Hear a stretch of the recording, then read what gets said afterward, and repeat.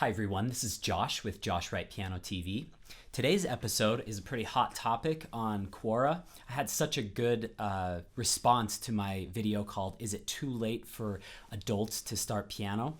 That I thought I would just research more of the hot questions on that site in regards to piano playing. And one of the big topics is, how can I study piano if I can't afford a piano teacher? Or what are some of the tips that you'd go over? As many of you know, my number one tip for getting good at piano, besides working hard, is to get the best teacher you can afford. But I understand probably a lot of you that are watching this video can't afford piano lessons, which is why you're turning to YouTube for tutorials. And I think YouTube's a great resource for supplementing as well if you are in lessons. But I did want to address this concept. I obviously think taking lessons and having a guide to help you is the most intellectual thing you can do, and a good quality teacher. I mean, you can waste so much money with a poor teacher. If you don't feel like you're progressing with your current teacher, you should switch. And that's just that's just good market economics, I guess. If supply and demand for the best teachers can sometimes come at a price. But beyond that, if you can't afford a teacher, I put together a little list here. And the first thing that I would do is set up a good practice regimen. A lot of people ask me, what's your regimen? I may even do a separate video talking about what I'm just going to talk about, because I think people need to know this. The way I teach almost every student until they become very advanced is I will do a technique, a reading, or like a sight reading, or a quick study. By the way, quick study means that you're learning a piece in a week or two. So it's something that you check off quickly, or it can just be straight sight reading. And then the third thing is repertoire. So technique could be scales, it could be arpeggios, triads, seventh chords. I usually take my students through all of those first. And if they're little kids and they can't handle like 4-octave scales, maybe I'll do 2 octaves at a time, or I will start them off in like a dozen a day, or finger power or something like that. I'm going to link those books below. I'm also going to link a ton of other books below from my other video, Is It Too Late to Learn Piano? You can check those out. Faber Piano Adventures Adult Course is an awesome course in 2 books that you can get through. And I think real bright young kids could get through it just fine too. If they're real small, like 5 or 6 years old, I would definitely recommend starting in the kids' books though. There's like Czerny exercises, Hannon, Schmidt. There's some fun books called Jazz, Rags, and Blues. So I'll link all of those in the description below. So the first big piece of advice, if you can't afford piano lessons, set up a good regimen for yourself. Let me go through and tell you how I would divide that. What I would do is I would probably do, if you're doing an hour a day, I would do probably 15 minutes, maybe 20 minutes on technique. And so if you are trying to squeeze in scales, arpeggios, triads, seventh chords into 20 minutes, it's not going to be high quality. Maybe just stick with a scale. If you have more time, you can work on more skills. Then I would do probably 10 minutes of sight reading. So we're at about 25 to 30 minutes of your hour. And then I'd spend the rest of the time on repertoire. Well, you're like, okay, I've got a half an hour, but I've got 10 repertoire pieces. You need to cut it down to 2 or 3. I highly recommend only working on 1 to 3 pieces. If it's a huge piece, just do 1. Like right now, all I'm working on is Rachmaninoff Third Concerto, because I have a performance with the symphony in January, and I'm already working on it. It's June. Okay, so it's 7 months away or 8 months away, but still trying to prepare early. So that's what I would do to set up a good regimen. And I would either do one of 2 things.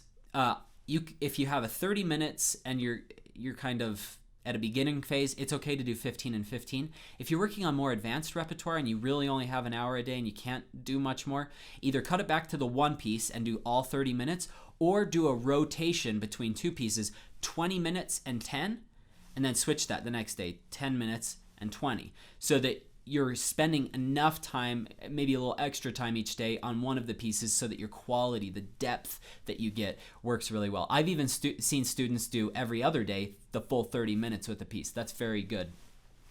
The second thing that I would recommend is constantly listen to recordings. I recently had to memorize, I think I may have told this in the Tchaikovsky video, I can't remember, but I had a performance of Tchaikovsky Concerto. I'll link that in the description. I've got a lot of links to put down here. But it was mid-April, and he said, "Do you want to play on the 22nd?" And I said, "Yeah, sure, that's fine." And of May.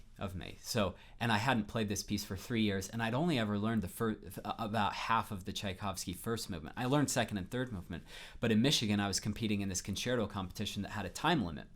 So I ended up needing to learn half and memorize it in 2 weeks instead of the 5 weeks that I supposedly had, because he called me up and said, "Oh, we have another performance on May 6th. Can you do that?" And I was like, "Oh my gosh." So I started working on it about April 20th or 22nd. It actually went pretty well on the 6th. And then I thought it went really well on the 22nd.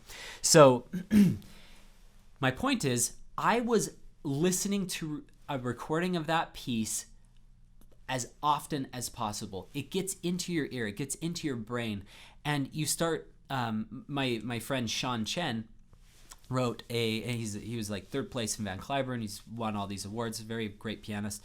He mentioned in this thing in his blog.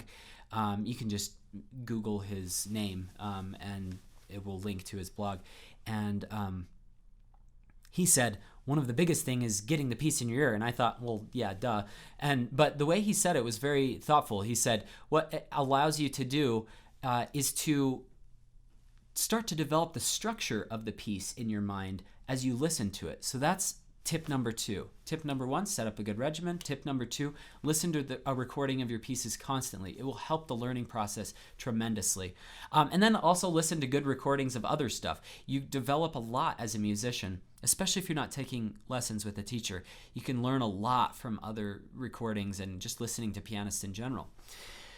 My third piece of advice seems a little counterintuitive, but it seeks supplemental lessons when possible. So if you can afford a once-a-month lesson or once every 2 months, that's better than nothing. A lot of people say it's all or nothing. You know, I'm either taking lessons or I'm not. But it's nice to occasionally go to an expert teacher and have them help you fix little things here and there along the way if you can't afford weekly lessons with them. 4, record yourself and listen back. This is one of the most important things that none of us really do enough. I definitely don't do it enough because it's painful to listen back to yourself, totally suck it up on a recording of even your practice sessions, but it is one of the quickest ways to improve. Let me grab this mic over here. This is the mic I recommend. So this is like a $900 microphone, and I use this to record albums with and most of my videos at this point. This is an AKG 414. But this one is very affordable, and it's awesome quality, especially just for recording at home. This is Yeti Silver Edition. I'll link that in the comments below as well if you want to check that out. The last piece of advice is play on different pianos. Obviously, if you have a teacher that you're going to their house, sometimes teachers come to your house, but if you're going to a teacher's house weekly, you're playing on a different piano. So tip number 5 is to expose yourself as much as possible. Maybe that means going to a different piano store in your area. If you have a few different ones, maybe you go in once a week and try out your pieces on one of those, because you're going to be buying a piano or something like that. If you have friends that have grand pianos, or I'm a member of a church, and my church, every church in my whole organization, I'm LDS, and every church has a grand piano. And most Catholic churches and Presbyterian churches and Lutheran churches that I've been in, they all have pianos. So check that out if you have a chance to play on a grand piano, especially. The difference between, in case you don't know, the difference between an upright piano is when you push a key down, a hammer is thrown forward. So it's a vertical string board, like a soundboard with strings attached to it, and hammers are thrown forward. On a grand piano, the soundboard is horizontal and the hammers are thrown vertically. So it's just the opposite, and it does give a different feel to it. So anytime you have a chance to practice on a grand piano, do it. I wanted to quickly give a scenario of how I would upgrade your equipment. So what I would do is a good weighted keyboard would be an okay way to start. Don't get a keyboard that's not weighted unless you can't afford it. I mean, something's better than nothing, but A weighted keyboard is an okay way to start. Again, there's going to be technical limitations, but I'm a realist. I'm not this idealist that says never play on anything but a grand piano. I realize people can't afford it. One of my students in New York, very wealthy guy, one of the most generous guys I've ever met, he bought one of the nicest pianos nicest keyboards. It's a Yamaha N2, and I think there's an N3 that's even more expensive, but I mean, that's like a $12,000 digital piano, but it's amazing. They actually have hammers that lift up, so it's like you're playing on an acoustic piano, but you have sound control if you're in an apartment. That's a great way to go if you're in a city. Then I would go with an acoustic upright.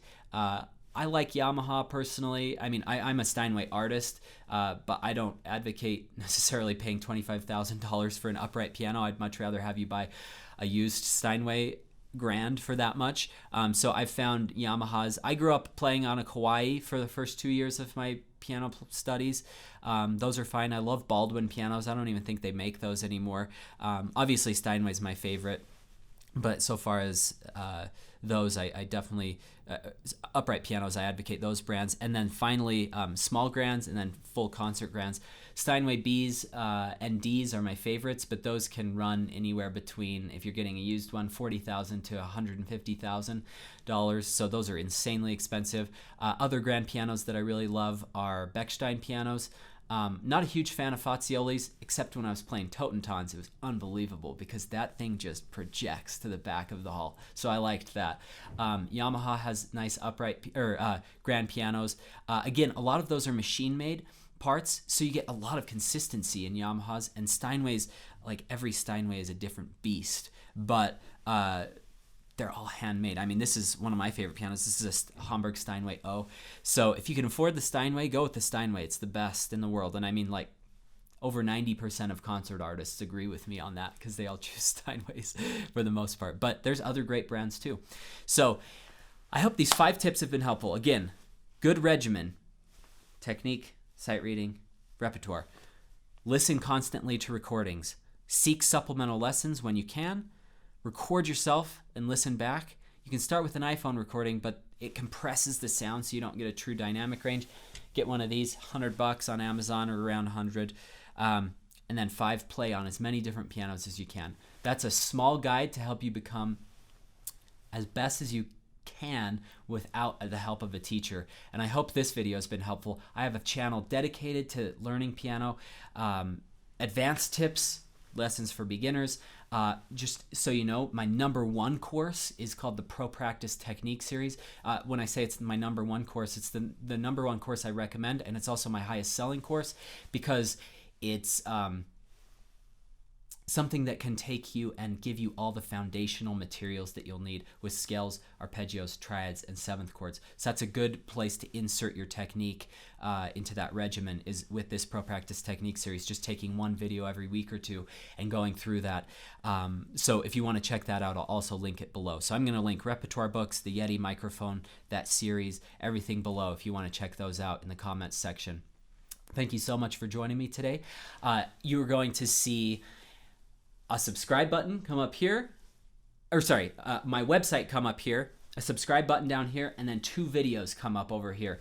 If you'd like to keep watching, please subscribe if you haven't already, and check out my website for a lot of free resources as well. Have a great week. Good luck in your practicing.